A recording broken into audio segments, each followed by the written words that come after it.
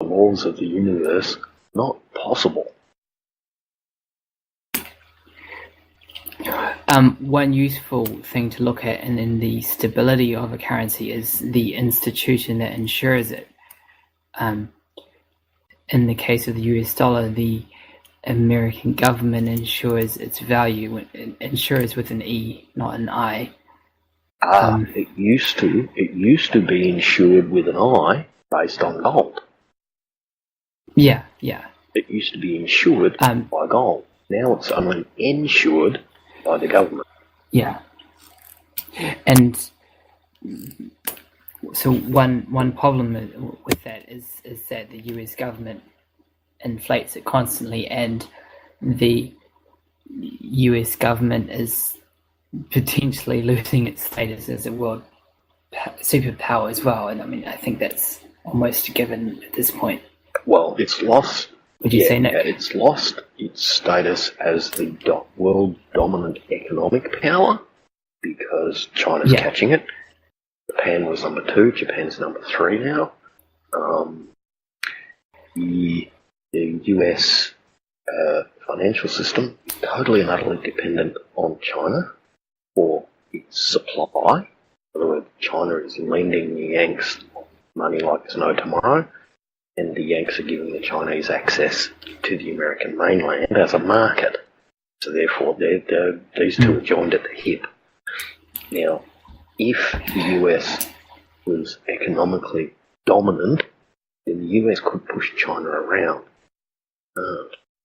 Therefore, it's dominant. So it's lost its grip on economic dominance. Yeah. So, Nick, this is a point which I'm not sure if I've mentioned to you before, but the Bitcoin also, in a sense, has an institution that values that this institution is the collective body of miners, basically, and the security of the network. Yes, it's not even necessarily miners, but it's anybody running a full node who can verify and not ensure, but ensure the integrity of the blockchain. So if there was something to compromise it, if there was something that could destroy that network, then the value of Bitcoin could be compromised. But if that is something which is probably more difficult to do than destabilizing the American government. It's getting there. I think it's... Yeah, no, you're probably right. I'd guess...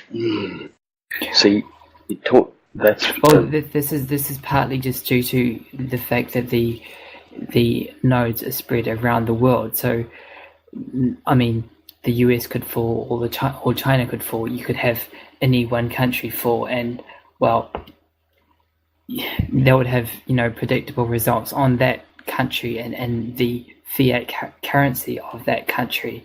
But with Bitcoin, any loss is basically distributed throughout the network. So if the United States fell, then all the nodes in the United States would just stop working, but all the ones in China would still be existent, and so the network just brought up a good point. Persevere. If something drastic happened in the US, all the nodes in the US would just move. They wouldn't go away. They'd move. The computers running those just nodes, what would? They just... Oh, okay, so you're saying the people would move? They just back up and put in a data center in South America. Well, okay, but the miners themselves... Yeah, miners are... The mining already hardware. moving. They're moving at the drop of a hat. Malta, Iceland, Isle of Man. Yeah. They're attracting all these people. They're moving now.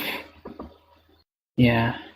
So, an interesting thing about Venezuela is that even though even though the food's really expensive or impossible to get nearly, the government is actually subsidizing electricity so that Bitcoin mining is exploding in Venezuela because electricity is so cheap.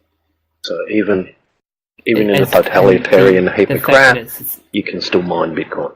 Yeah. So it's something which is really valuable for developing countries with totalitarian regimes. And to come back to your point, even in totalitarian heaps of rubbish, you can still validate the blockchain. Yeah, when it's kind of like, I mean, US dollar used to be like that in a lot of countries. Yeah, the US dollar used to be, you could catch a cab in Azerbaijan somewhere and pay in US dollars. Yeah, exactly. And not the local currency, or anybody who had US dollars on them, seen as some sort of economic god. Yeah. And beautiful. Yeah. So, that's what Bitcoin is becoming. We're suggesting that's what Bitcoin is becoming. Yeah. Not quite there yet. We'll get there. So, the long-term potential of Bitcoin is, like an investment or something that will rival other currencies is actually not the main point that we're trying to get across today.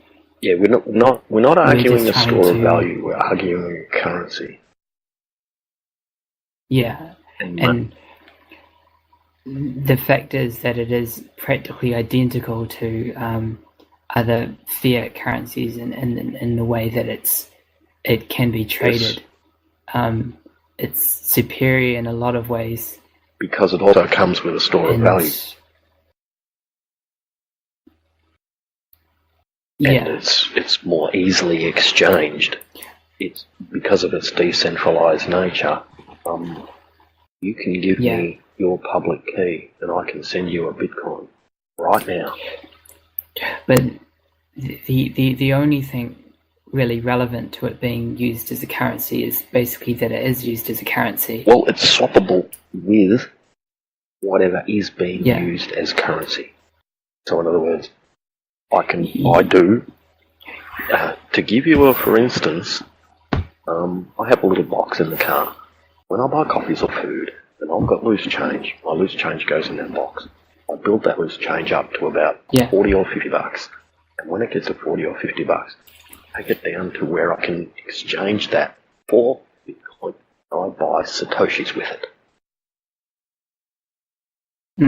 Bingo. There's your currency. So, because you can use Bitcoin to buy real goods, it's a currency, but also because you can use Bitcoin to buy US dollars, even for that reason. It's instantly swappable with what is already claimed to be currency. Therefore, it is. Yeah, that's right. Yeah. So people will try and more academic types would sort of argue that it's not a currency because, the more academic or the more they neglect the more academic or more abstract types are going to appeal to state authority, some sort of institution that has granted the Australian dollar permission to be currency. Yeah. Well, hang on a second. No. No, just because some central authority says something's currency, make it currency. Usually backed by some sort of force or some sort of boundary. Doesn't let anything else in to be currency. Well, Bitcoin just blew those boundaries to hell. Why? How did it do that? Well, it's open source, it's gone viral, it's all over. You can exchange it for US dollars yesterday, you can exchange it today. Currency. It's really that simple. So, the simple fact that it can be used as a currency is really evidence that it is a currency. You don't need to get into any abstract or academic arguments or philosophical arguments